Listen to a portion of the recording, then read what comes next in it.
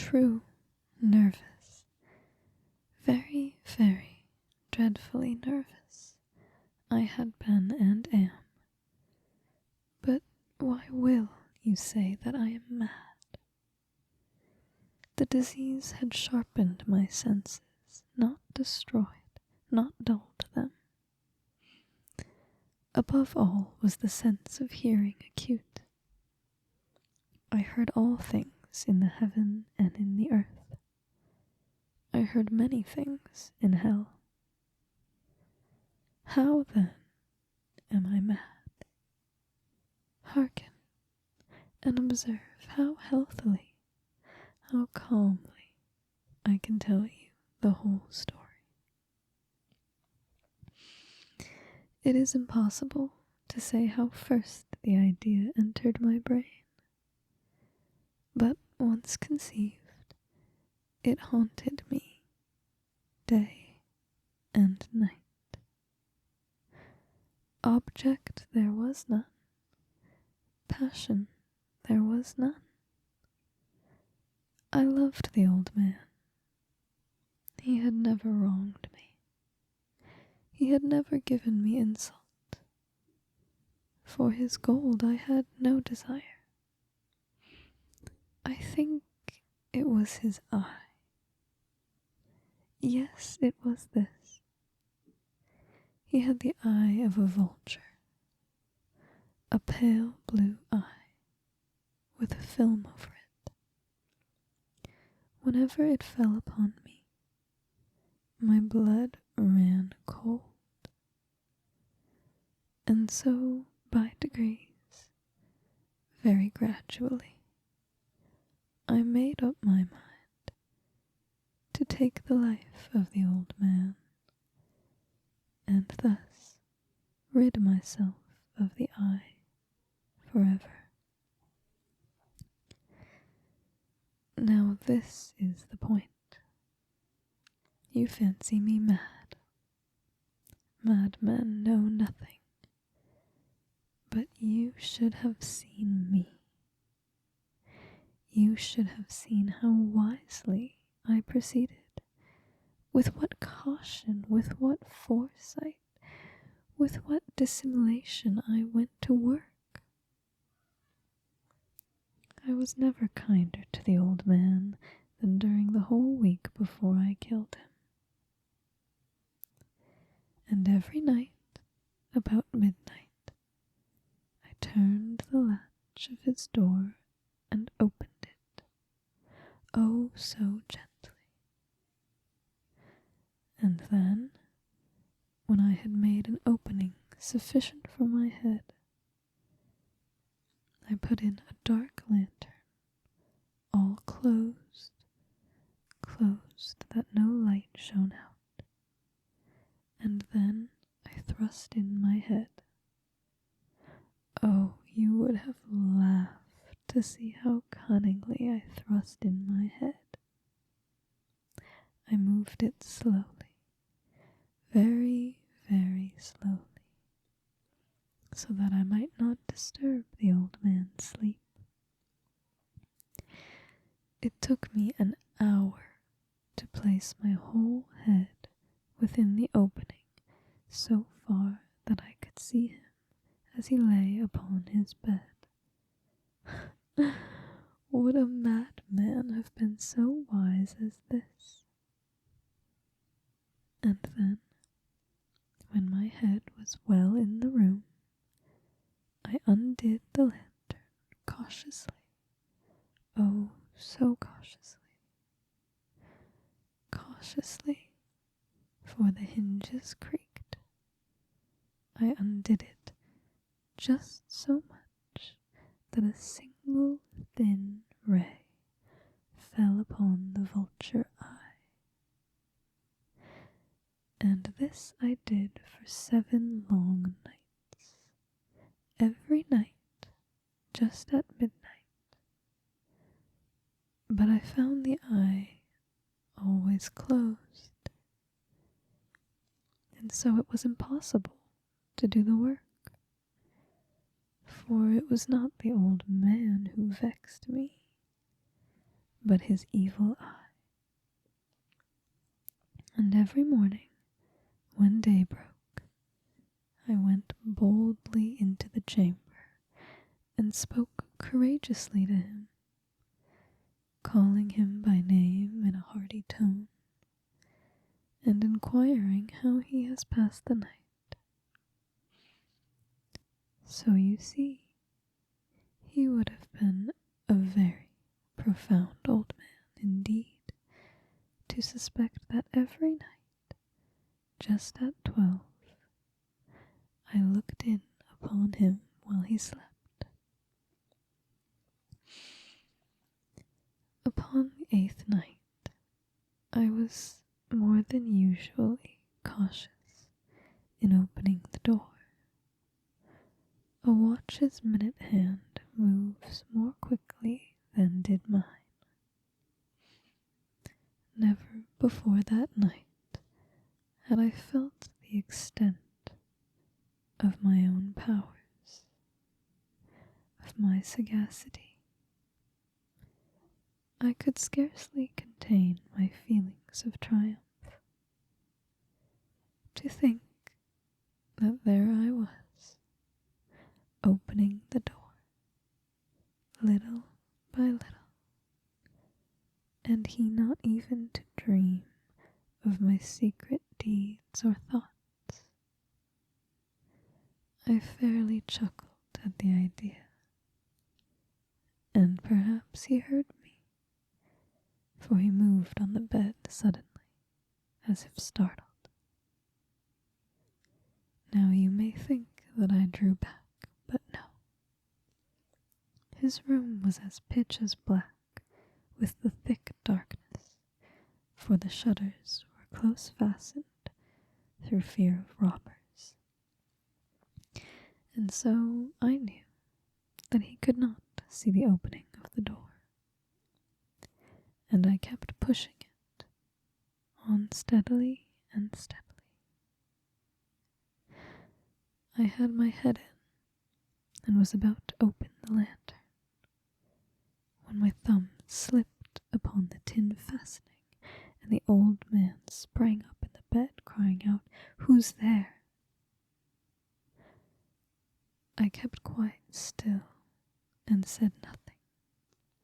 For a whole hour I did not move a muscle, and in the meantime I did not hear him lie down. He was still sitting up in the bed, listening, just as I have done, night after night, hearkening to the death watches in the wall.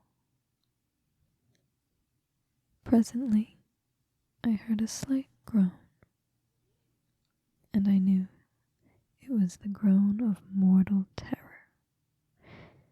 It was not a groan of pain or of grief, oh no. It was the low, stifled sound that arises from the bottom of the soul when overcharged with awe. I knew the sound well.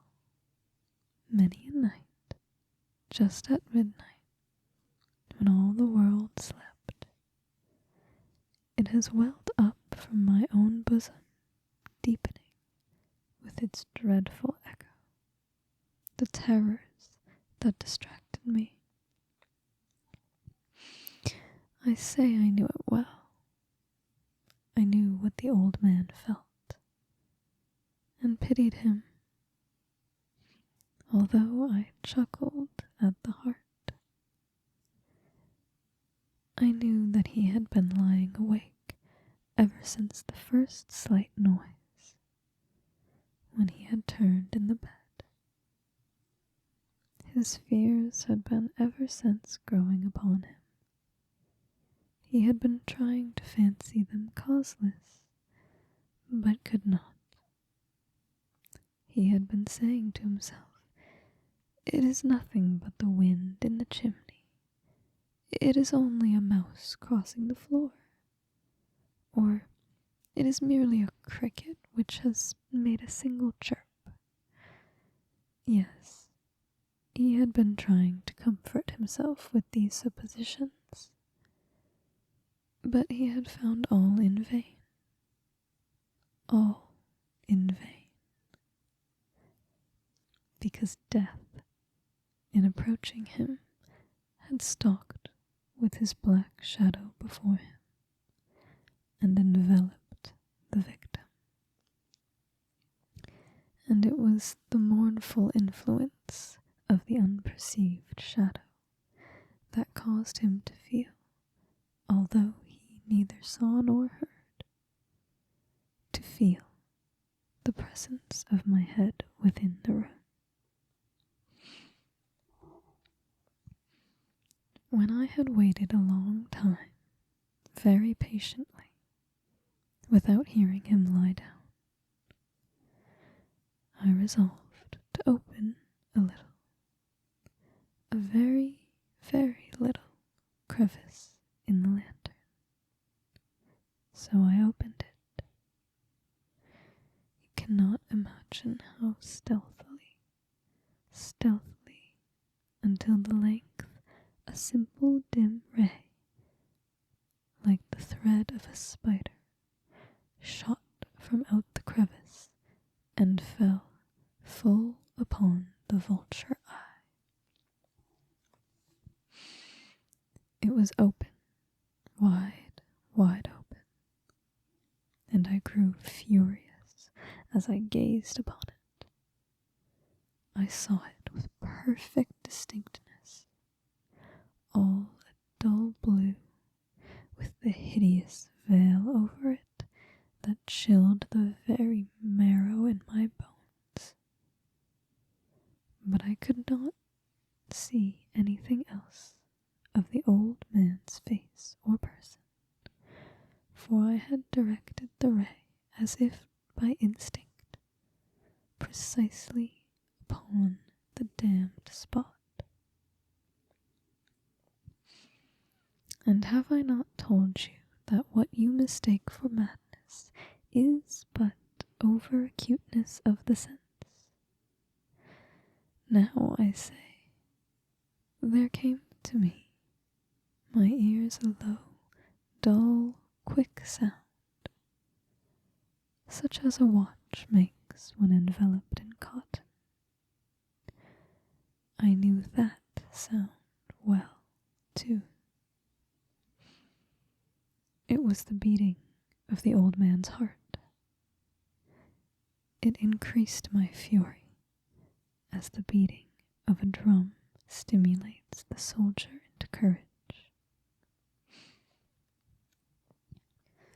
But even yet I refrained and kept still. I scarcely breathed. I held the lantern motionless. I tried how steadily I could maintain the ray upon the eye. Meantime, the hellish tattoo of the heart increased. It grew quicker and quicker, and louder every instant. The old man's terror must have been extreme. It grew louder, I say louder every moment. Do you mark me well? I have told you that I am nervous, so I am. And now, at the dead hour of the night, amid the dreadful silence of that old house, so strange a noise as this excited me to uncontrollable terror. Yet, for some minutes longer, I refrained and stood still. But the beating grew louder, louder. I thought the heart must burst. And now a new anxiety seized me. The sound would be heard by the neighbor. The old man's hour had come. With a loud yell, I threw open the lantern and leaped into the room. He shrieked once, only once. In an instant I dragged him to the floor and pulled the heavy bed over him. I then smiled gaily to find the deed so far done. But for many minutes The heart beat on with a muffled sound. This, however, did not vex me. It would not be heard through the wall. At length it ceased. The old man was dead. I removed the bed and examined the corpse. Yes, he was stone dead. I placed my hand upon the heart and held it there many minutes. There was no pulsation. He was stone dead. His eye would trouble me no more. If you still think me mad, you will think so no longer when I describe the wise precautions I took for the concealment of the body. The night waned, and I worked hastily, but in silence. First of all, I dismembered the corpse. I cut off the head, and the arms, and the legs.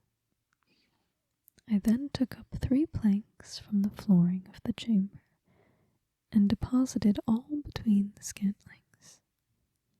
I then replaced the boards so cleverly, so cunningly, that no human eye, not even his, could have detected anything wrong. There was nothing to wash out, no stain of any kind, no blood spot whatever.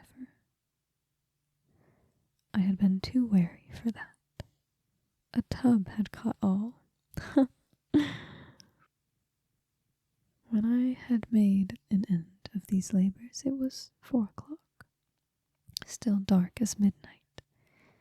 As the bell sounded the hour, there came a knocking on the street door. I went down to open it with a light heart, for what had I now to fear? There entered 3 men, who introduced themselves with perfect suavity as officers of the police. A shriek had been heard by a neighbor during the night. Suspicion of foul play had been aroused. Information had been lodged at the police office, and they, the officers, had been deputed to search the premises. I smiled, for what had I to fear? I bade the gentleman welcome. The shriek, I said, was my own in a dream. The old man, I mentioned, was absent in the country. I took my visitors all over the house. I bade them search well. I led them at length to his chamber. I showed them his treasures, secure, undisturbed. In the enthusiasm of my confidence, I brought chairs into the room, and desired them here to rest from their fatigues, while I myself, in the wild audacity of my perfect triumph, placed my own seat upon the very spot beneath which reposed the corpse of the victim.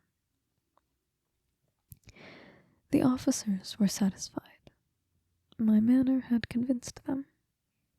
I was singularly at ease. They sat, and while I answered cheerily, they chatted of familiar things. But, ere long, I felt myself getting pale and wished them gone. My head ached, and I fancied a ringing in my ears. But still they sat, and still chatted. The ringing became more distinct.